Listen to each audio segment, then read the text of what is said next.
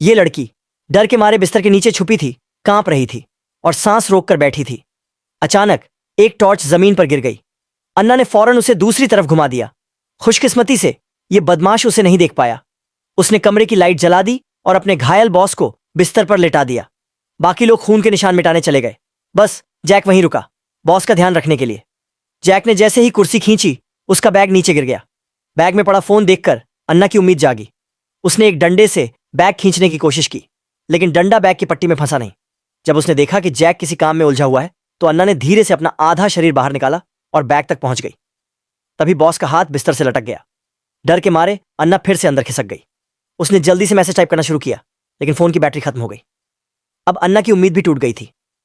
इधर जैक को पता चला कि घर का मालिक डॉक्टर है। थोड़ी देर बाद यह औरत घर में लाई गई। बदमाशों ने उसे धमकाया कि वह बॉस की चोट पर टांके लगाए। जब इस औरत की घड़ी गिर गई और वह उसे उठाने झुकी, तो उसकी नजर अन्ना से मिली।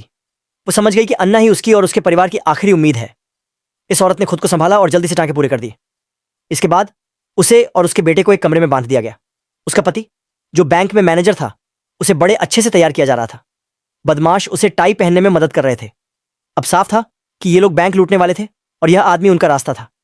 बिस्तर के नीचे छुपी अन्ना को लगा अब सब चले गए हैं। वह निकलने ही वाली थी कि जैक अचानक वापस आ गया। अच्छा हुआ कि उसने अन्ना को नहीं देखा। जैक पेट्रोल लेने गया था।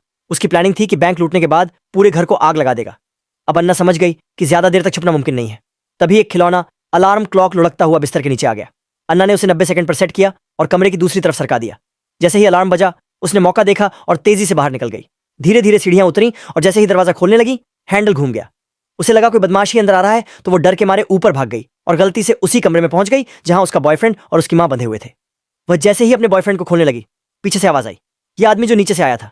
जैक को भी ऊपर किसी के आने का शक हो गया था। अन्ना फटाफट बाथरूम में छुप गई। थोड़ी देर बाद मारपीट और चीखने की आवाजें आने लगी। डर के मारे अन्ना रोने लगी। उसे पता था कि अगर जैक के हाथ लग गई तो बुरा हाल होगा। उसने पर्दा हटाया और भागने की कोशिश की, लेकिन जैक सीधे बाथरूम की तरफ बढ़ा।